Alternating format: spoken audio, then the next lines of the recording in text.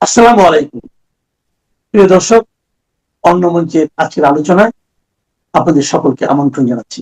প্রিয় দর্শক, সাজ্জাদ কাদিরের শুভেচ্ছা নিন। আওয়ামী লীগ সরকার আজ বেশ খানিকটা অতীত হয়ে গেছে। আওয়ামী লীগ সরকারকে পেছনে ফেলে সামনে এসেছিল ১.৫ বছরের বিতর্কিত অবৈধ ডক্টর ইউনূসের সরকার। আওয়ামী লীগ সরকারের কিছু বিতর্ক, কিছু দুর্নীতি, কিছু দুর্বৃত্তপনা ছিল, কিন্তু তার বাইরে গত ১৬ বছরে আওয়ামী লীগ বাংলাদেশের মানুষের জীবনকে স্বাচ্ছন্দ্য দিয়েছে, উন্নয়ন দিয়েছে, অবকাঠামো দিয়েছে। কিন্তু আজকে প্রশ্ন আসছে যে আওয়ামী লীগ সরকারের পরিবর্তনটা কেন করতে হয়েছে। আওয়ামী লীগ সরকার পরিবর্তন করে একটা ভালো কিছু হবে? ওই যে দুর্বৃত্তপনা, দুর্নীতি বা অনিয়ম ছিল, ক্ষমতার দম্ভ ছিল, সেগুলোকে ছুড়ে ফেলে একটা ভালো কিছু হবে। কিন্তু আজকে যখন ইউনূস সরকার শেষ হয়ে গেছে, তখন বারবার প্রশ্ন আসছে যে ইউনূস সরকার গত ১.৫ বছরে আসলে কি দিয়েছে। আজ আমরা এমন এক চাঞ্চল্যকর তথ্য নিয়ে কথা বলবো যা শুনে আপনি স্তব্ধ হয়ে যাবেন। ডক্টর ইউনূসকে সামনে রেখে পর্দার আড়ালে কারা কলকাঠি নেড়েছে, কেন নির্বাচন পেছিয়ে দিতে মরিয়া ছিল অন্তত ৩ জন প্রভাবশালী উপদেষ্টার সিন্ডিকেট। মব সন্ত্রাস আর রাজপথের অস্থিরতার পেছনে কি তবে সরকারের ভেতরেই হাত ছিল? দৈনিক মানবজমিনের একটি বিস্ফোরক রিপোর্ট এবং বর্তমান রাজনৈতিক প্রেক্ষাপটে আজ আমরা ফাঁস করতে যাচ্ছি অন্তর্বর্তী সরকারের সেই অন্ধকারের গল্প। বন্ধুরা, আমি শুরুতেই বললাম যে শেখ হাসিনা সরকারের পতনের পর দেশ এক নতুন স্বপ্ন দেখেছিল, কিন্তু ডক্টর ইউনূসের অন্তর্বর্তী সরকার কি সেই স্বপ্ন পূরণ করতে পেরেছে? অনেকে বলছেন আওয়ামী লীগ আমলে যে বিতর্ক ছিল তা থেকে ১০০ গুণ বেশি বিতর্ক তৈরি করেছে এই অন্তর্বর্তী সরকার। বিশেষ করে সরকারের ভেতরের কিছু মানুষের অতি ক্ষমতালিপ্সা পুরো পরিবর্তিত পরিস্থিতিটাকে প্রশ্নবিদ্ধ করে তুলেছিল, যার কারণে ডক্টর ইউনূসের সরকার প্রতি পদক্ষেপে ব্যর্থ হয়েছে। ইতিমধ্যে নিশ্চয়ই মানবজমিনের এই রিপোর্টটা আপনাদেরও চোখে পড়েছে। এই রিপোর্টটির শিরোনাম ৩ উপদেষ্টা ক্ষমতা ধরে রাখতে চেয়েছিলেন, কিন্তু কেন? এই প্রশ্নে লুকিয়ে আছে বাংলাদেশের বর্তমান রাজনৈতিক সংকটের গভীর রহস্য। রিপোর্টে বলা হচ্ছে অন্তত ৩ জন উপদেষ্টা নির্বাচন বিলম্বিত করার নানামুখী খেলায় লিপ্ত ছিলেন। তারা ডক্টর ইউনূসকে এক প্রকার চাপে রেখেছিলেন যেন তিনি দ্রুত নির্বাচনের ঘোষণা না দেন। অন্যভাবে যদি বলেন, ডক্টর ইউনূসকে এক প্রকার বন্দী করে রেখেছিলেন এই ৩ উপদেষ্টার সিন্ডিকেট। এখন প্রশ্ন জাগতে পারে, তারা কিভাবে এই চাপ সৃষ্টি করেছিলেন? রিপোর্টে উঠে এসেছে এক ভয়ঙ্কর তথ্য, মব সন্ত্রাস ছিল তাদের প্রধান হাতিয়ার। হ্যাঁ, আপনারা ঠিকই শুনেছেন। যখনই রাজপথে কোনো অস্থিরতা তৈরি হয়েছে, যখনই কোনো প্রতিষ্ঠানে হামলা হয়েছে বা তথাকথিত মব বিচার শুরু হয়েছে, তার পেছনে কি এই উপদেষ্টাদের উস্কানি ছিল?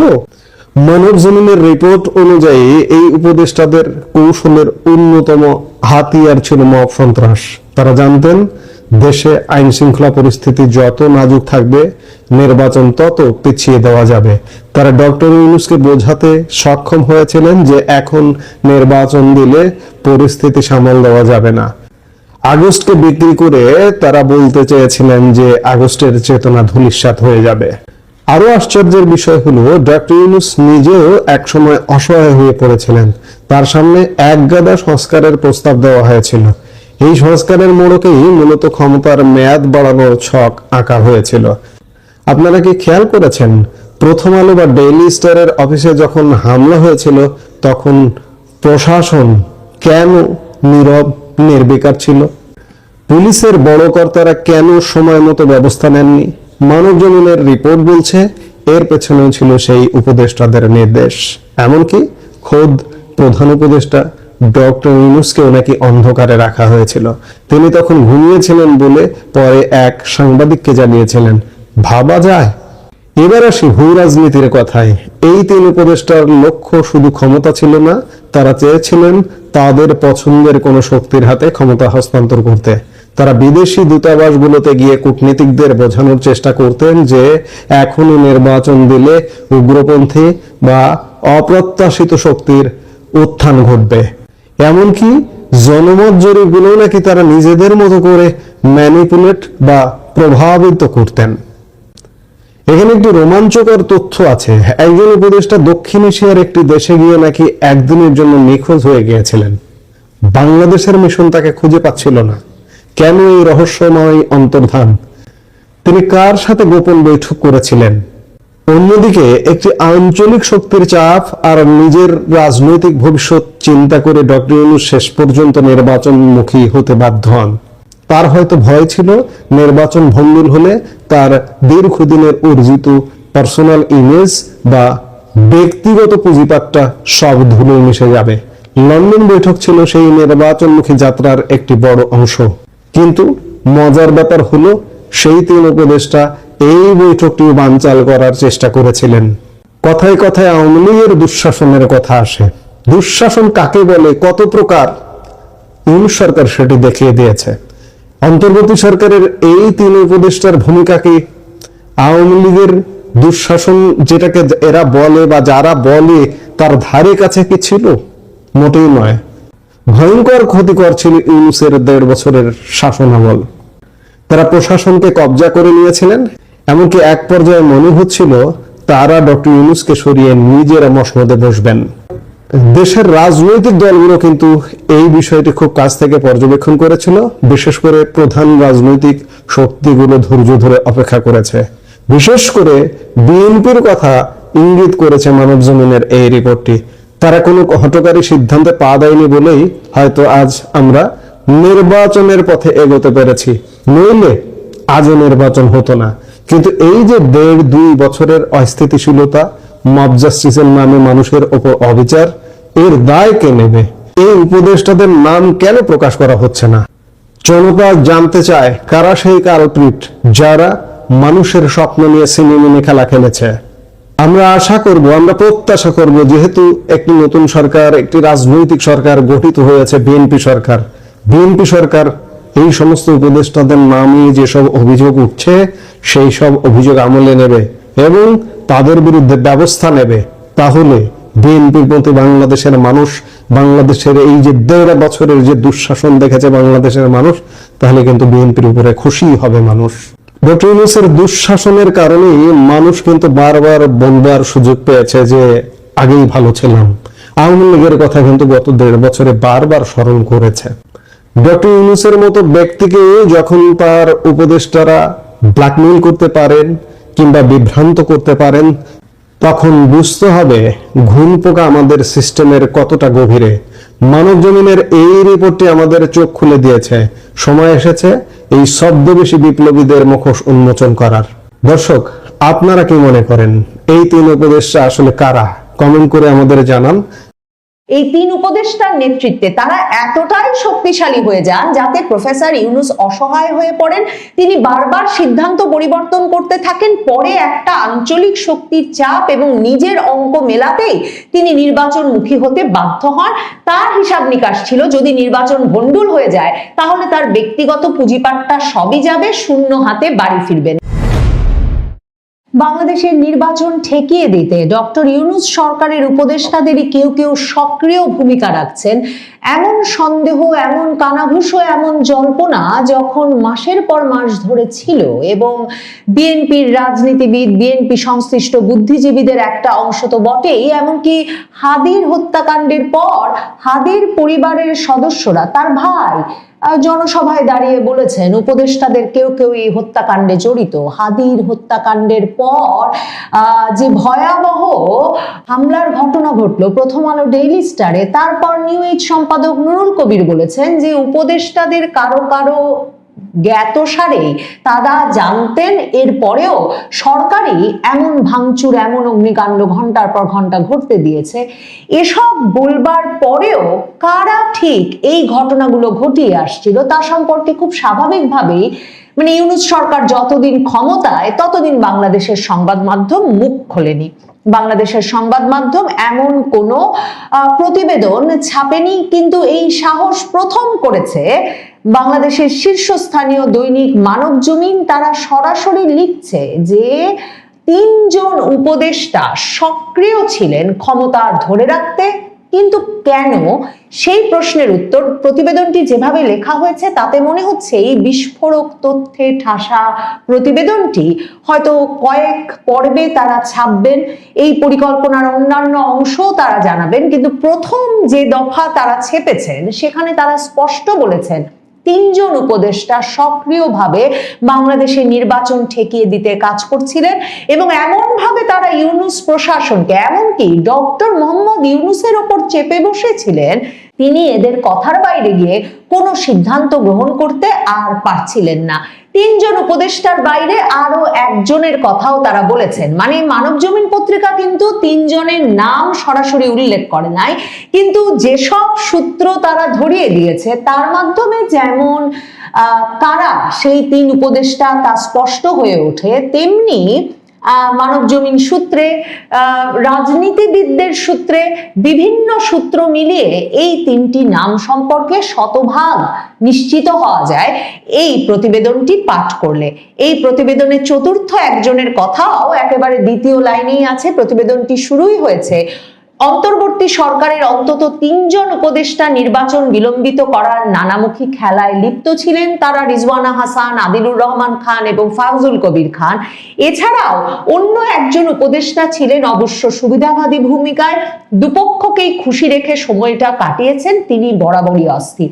এ বিষয়ে তো আমি আপনাদেরকে অসংখ্যবার বলেছি, বিশেষ করে খালেদা জিয়ার জানাজার পর যে ভীষণভাবে অস্থির হয়ে উঠেছেন আইন উপদেষ্টা আসিফ নজরুল। পুরো 18 মাসই তার কেটেছে দুপক্ষকে, মানে বিএনপি জামাত এই দুপক্ষকেই খুশি রাখতে, এবং এখন এই শেষ সময়েও তিনি যেই ক্ষমতায় আসুক তার সঙ্গেই যাতে ক্ষমতায় লটকে যেতে পারেন সে বিষয়ে ভীষণভাবে তৎপর হয়ে উঠেছেন। কিন্তু ওই 3 উপদেষ্টার মূল উদ্দেশ্য ছিল নির্বাচনটাকেই বিলম্বিত করে দেওয়া। মানবজমিন লিখছে যে এই উপদেষ্টাদের কৌশলের অন্যতম হাতিয়ার ছিল মব সন্ত্রাস, মানে লাইনে লাইনে গা শিউরে ওঠার মতো বিস্ফোরক তথ্য আছে মানবজমিনের এই খবরে। আর যদি মেলান এই ব্যক্তিদের সঙ্গে এদের কর্মকাণ্ডকে, তাহলে সম্ভবত এই প্রতিবেদনটি পাঠ আরো একটা গুরুতর অনুভূতি দেবে যে কাউকে। মানবজমিন বলছে তারা কৌশলের অংশ হিসেবে, মানে এই 3 জন উপদেষ্টা কৌশলের অংশ হিসেবে মব সন্ত্রাসকে উস্কে দিতেন। শুরুতে দ্রুততম সময়ের মধ্যে নির্বাচন দেওয়ার ব্যাপারে প্রফেসর ইউনূস চিন্তা ভাবনা করছিলেন। মানবজমিন বলছেন পরে তিনি একগাদা সংস্কার প্রস্তাব জাতির সামনে উপস্থাপন করেন। সে তো একটা বিস্ময় বটেই, মানে সেকেন্ড রিপাবলিক, নতুন সংবিধান, সংবিধান ছুঁড়ে ফেলা, নতুন বন্দোবস্তে, এসব তো আমাদের সিলেবাসে পড়ে এলো। এরপর মানবজমিন বলছে এগুলোর পেছনে ক্ষমতার মেয়াদ আরো বাড়ানোর ছক ছিল, এমনটাই বলা হচ্ছে। 3 উপদেষ্টার চাপের কারণে দ্রুত নির্বাচন থেকে পিছু হটেন ডক্টর ইউনূস। তাদের যুক্তি ছিল নির্বাচন এত তাড়াতাড়ি দেওয়া ঠিক হবে না, পরিস্থিতি সামাল দেওয়া সত্যিকার অর্থেই কঠিন হয়ে পড়বে। এসব যুক্তির পেছনে তাদের বিশেষ মতলব ছিল, তারা চেয়েছিলেন ক্ষমতা দীর্ঘায়িত করতে এবং কৌশলে তাদের পছন্দের শক্তির কাছে ক্ষমতা তুলে দিতে। মানবজমিন স্পষ্টত লিখছে যে এই 3 উপদেষ্টা মিলে নির্বাচনের দিন পর্যন্ত বিশেষ বিশেষ আসনে কি করে তাদের পছন্দের রাজনৈতিক শক্তিকে ক্ষমতায় আনবেন সে নিয়ে কাজ চালিয়ে যাচ্ছিলেন। সন্ধ্যার দিক থেকে, মানে ভোটের দিন সন্ধ্যার দিকে গিয়ে অবশেষে তারা এক রকমের হাল ছেড়ে দেন, অনুমান করতে শুরু করেন যে পরিস্থিতি নিয়ন্ত্রণের বাইরে চলে যাচ্ছে, নির্বাচন নিয়ে কোনো খেলা তাদের বিপদ ডেকে আনবে। তাই তারা প্ল্যান 2 বাস্তবায়ন থেকে বিরত থাকেন। কি ছিল তাদের পরিকল্পনা? এই লাইনটি দিয়ে মানবজমিন তাদের প্রতিবেদন শেষ করেছে। তার মানে প্ল্যান 2 কি ছিল সে বিষয়ে নিশ্চয়ই মানবজমিন আমাদের জানাবে। কিন্তু এই 3 উপদেষ্টা যে কি খেলা খেলছিলেন সেটাতে বিএনপির পূর্ণাঙ্গ নজর ছিল, বিএনপি সম্পূর্ণভাবে ওয়াকিবহাল ছিল এবং নজর রাখছিল, সেটা পরিষ্কারভাবে মানবজমিন লিখেছে। কারণ মানবজমিন বলছে এই 3 উপদেষ্টা মানে বিদেশি বিভিন্ন দূতাবাসের সঙ্গে নিয়মিত যোগাযোগ রেখে তাদেরকেও এই ভয় দেখিয়ে যাচ্ছিল যে বাংলাদেশে নির্বাচন হয়ে গেলেই নির্বাচনে একটা বিশেষ শক্তির উত্থান ঘটবে, এবং যেহেতু ওই বিশেষ শক্তির উত্থানে কোনো বিদেশি শক্তি আগ্রহী নয় বাংলাদেশে, সে কারণে তারা ধারণা করছিল যে যত তারা ভয় দেখাবে তত নির্বাচনটা পিছিয়ে যাবে, এবং সেটা বলে বলেই তারা নির্বাচনটি ঠেকিয়ে রাখার চেষ্টা করছিল। মানবজমিন লিখছে এমনকি নির্বাচনের আগে ওই বিশেষ শক্তির রাজনৈতিক উত্থানের বিষয়ে তারা নানা রকম ফরমায়েশি জনমত জরিপও পরিচালনা করিয়েছে এবং সেসব জনমত জরিপের উদাহরণ নিয়েও তারা বিদেশি বিভিন্ন দূতাবাসে হাজির হয়ে নির্বাচন হলে বাংলাদেশে কত বড় বিপদ আসছে সে বিষয়ে একটা আশঙ্কা তুলে ধরতো। মানবজমিন গুরুতর যে বিষয়গুলো সামনে এনেছে, মব সন্ত্রাস উস্কে দিয়ে তারা নির্বাচন ঠেকাতে চাইছিল এটা বলে তো প্রতিবেদন শুরু করেছেই। তারা সরাসরি বলেছে যে প্রফেসর ইউনূসকে বেশিরভাগ সময় অন্ধকারে রাখা হয়। একজন সিনিয়র সাংবাদিককে তিনি বলেছেন যে প্রথম আলো ডেইলি স্টারে যখন আগুন জ্বলছিল তখন তিনি ঘুমিয়েছিলেন, কিছুই জানতেন না। মানে প্রকৃতপক্ষে এমন এক ব্যক্তির হাতে তার মানে আমাদের ক্ষমতা ছিল যে সত্যি হাদি নিহত হয়েছেন, সন্ধ্যাবেলার দিকে এই খবর প্রকাশিত হওয়ার পরেও তিনি নিশ্চিন্তে ঘুমাতে চলে যেতে পেরেছেন এবং তারপর তার প্রতিক্রিয়ায় কি কি ঘটে, মানে তারা তো লাগাতার জমায়েত করতে বলেছিল, প্রথম আলো ডেইলি স্টারে হামলা হতে পারে এই হুমকি তো তারা দিয়েই রেখেছিল, কিন্তু আমাদের প্রধান উপদেষ্টা ছিলেন ঘুমে। এবং মানবজমিন লিখছে যে হাদির মৃত্যুতে যে ব্যাপক প্রতিক্রিয়া হয় সেনাবাহিনীও সে বিষয়ে সতর্ক ছিল, কিন্তু প্রথম আলো ডেইলি স্টারে যেদিন আগুন সন্ত্রাস হলো সেদিনের পরিস্থিতি পর্যালোচনা করলেই অনেক চাঞ্চল্যকর তথ্য পাওয়া যায়। প্রশাসনকে কারা নির্দেশ দিয়েছিল পুলিশ যাতে সময় মতো না যায়, বাস্তবে কিন্তু সেটাই ঘটেছিল।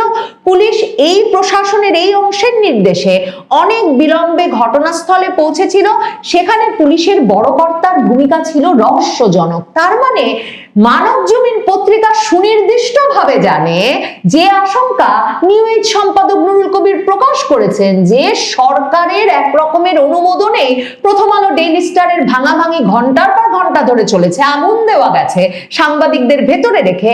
মানবজমিন এখন লিখছে পুলিশকে সরাসরি নির্দেশ দেওয়া হয়েছিল যাতে তারা অনেক বিলম্বে ঘটনাস্থলে গিয়ে সক্রিয় হয়। এবং মানবজমিন পত্রিকা বলছে যে এই যে তিন উপদেষ্টা তারা সন্ধ্যা হলেই বৈঠকে বসতেন, আরো দু একজন থাকতেন যারা ক্ষমতায় না থেকেও ছড়ি ঘোরাতেন।